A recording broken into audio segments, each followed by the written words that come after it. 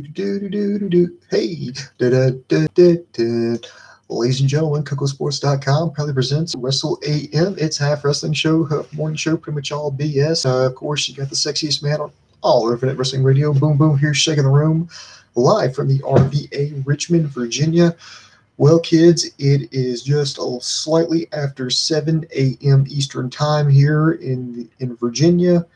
I have just finished watching Wrestle Kingdom. It's probably been over with for maybe 5 minutes here, so I'm just going to give you my initial reaction, my life, and my thoughts on it. I'm not going to give out spoilers, or I'm going to do my best not to give out spoilers, because I know some people are just now waking up or about to wake up here, and maybe you want to see if Wrestle Kingdom is worth watching.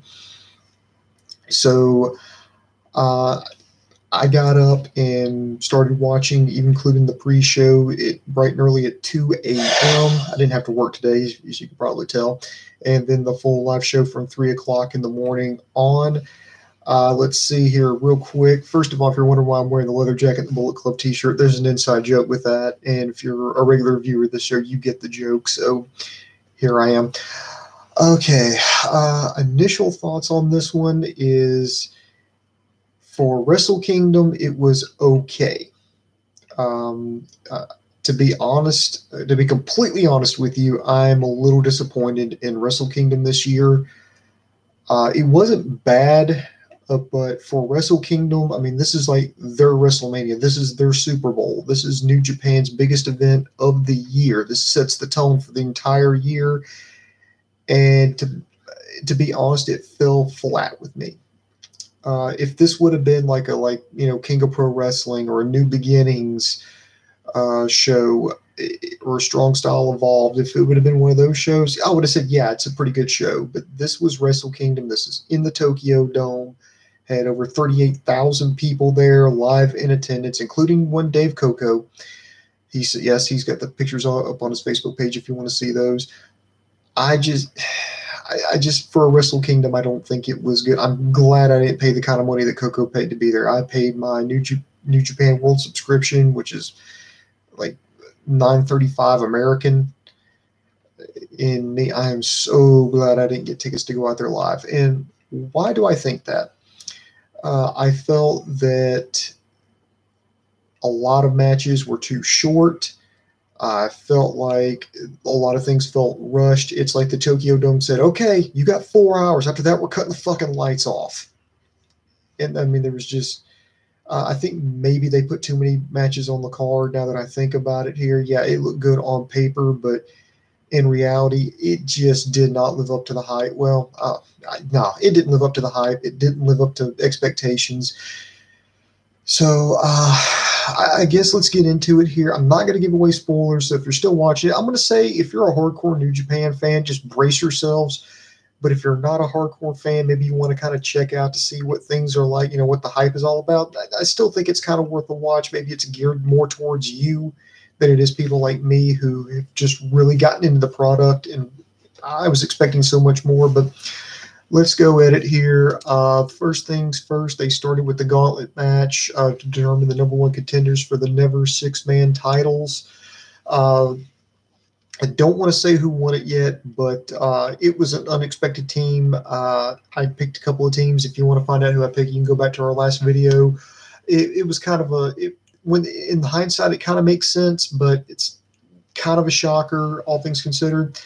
Then we go to the never open weight title match, Kota Ibushi versus Will Ospreay. This was I actually think the opener was great. I was like, okay, here we go. I thought it was a great tone to set the show off on. Had a really great ending. A little bit of a little concern at the end. I don't know if it's real or if it's just kayfabe, but good, a high flying match, good strikes. Really, I think that they really started off. Then we kind of get into the descent here.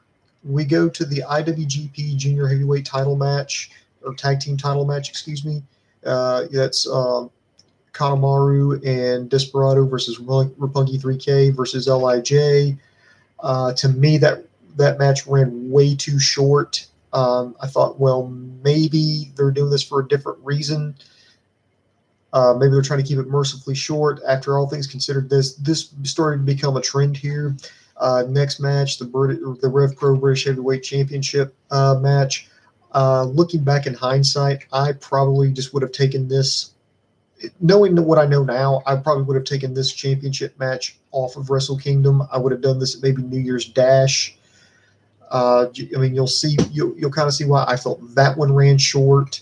It ran right around 12 minutes, and I still think it was just too short. And I did not like the ending. Not the result. I'm not complaining about the results. I'm complaining about just how the match got laid out, especially towards the end. I just didn't like it. Then we get to the three-way for the IWGP Heavyweight Tag Team Championships. Again, I think that ran too short. That actually ran shorter than the previous match, and it was just kind of like it just kind of fucking ended. The IWGP United States Championship match. Again, this one ran short. This one didn't even run 10 minutes. I understand why. You got Cody going off, starting his own promotion. So I can understand why you wouldn't want to give a lot of time to someone who potentially could be competition for you. Now, AEW is in talks with New Japan and Ring of Honor as well about working out some kind of relationship. It's still in the discussion phases, but since nothing's signed, sealed, and delivered, I can understand maybe New Japan would view them as competition. So you really don't want to give that much TV time to someone who could potentially, take money out of your pocket. So I understand that. The one I thought was criminally short was the IWGP Junior Heavyweight title match between Kushida and Taiji Ishimura. It was a great match. I just felt like they just left so much on the table. It was still good, but I felt like it could have been better. It was just, I thought this was going to steal the show, and I think it could have had it been given more time. This was given not even 12 minutes. So I think that was criminally short. Kazuchika Okada versus Jay White, which is why I'm wearing this and rubbing it into Dave. No spoilers here. I think that was okay. I think maybe they could have gone I wish they would have gone maybe about 5 minutes more.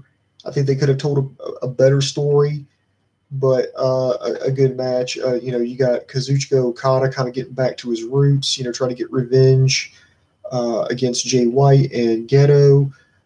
They had the bad guys play their role quite well.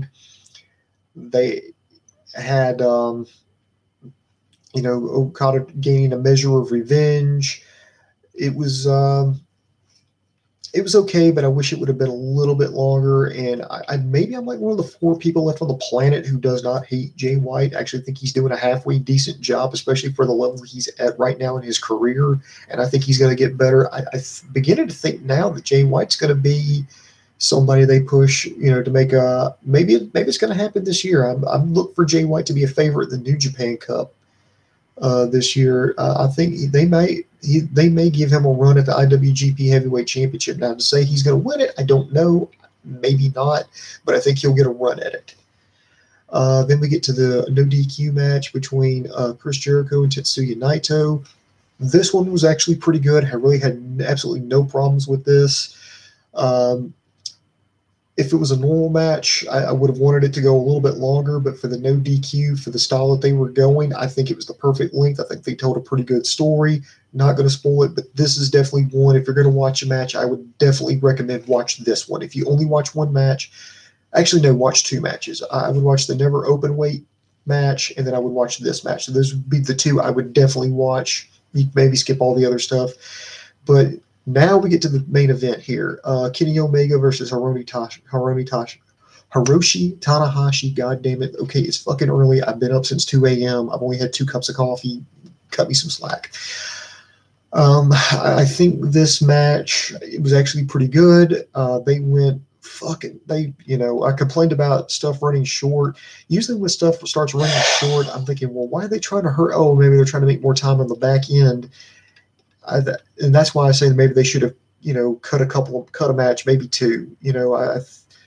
because I think they could have made room for some of the other matches here, or move those. I'm not saying cancel the matches outright, but move them to New Year's Dash to give it a little bit more teeth. Not going to give it away, but I'm kind of heartbroken at the ending.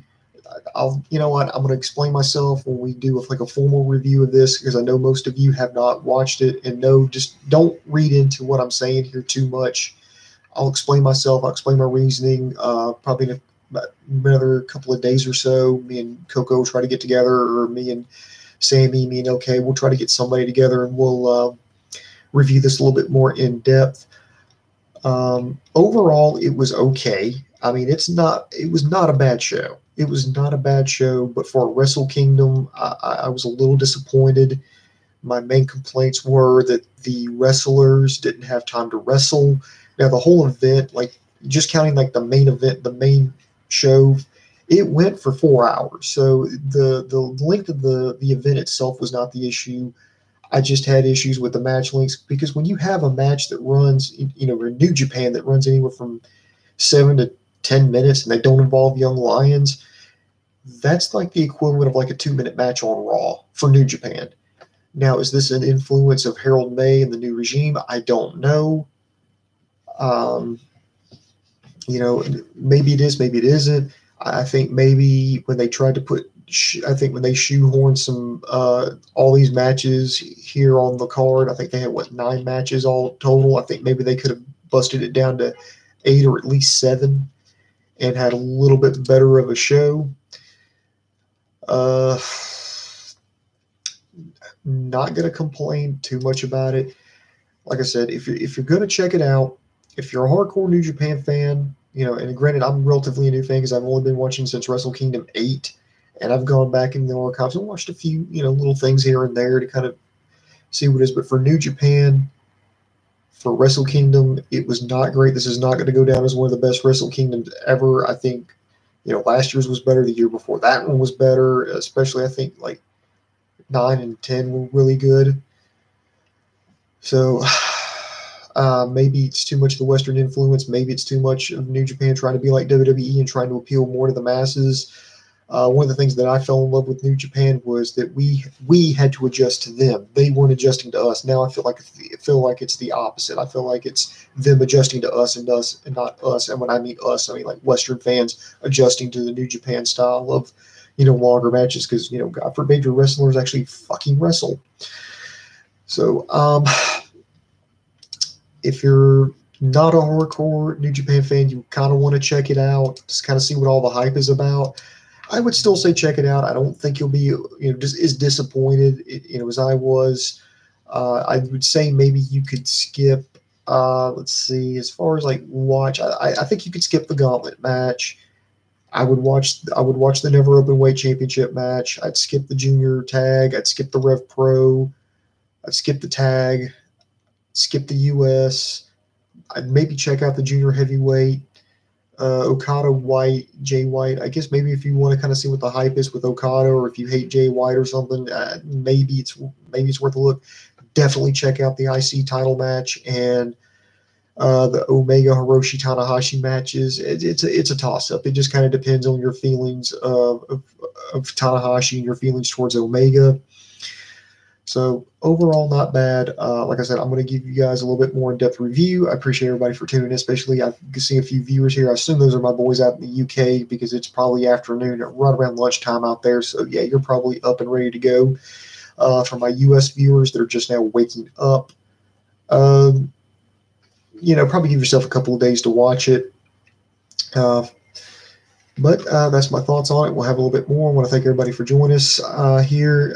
Like I said, just subscribe to us on YouTube, Facebook, and Twitter. Hit that notification bell, because as soon as we go live on that, you'll get that instant notification.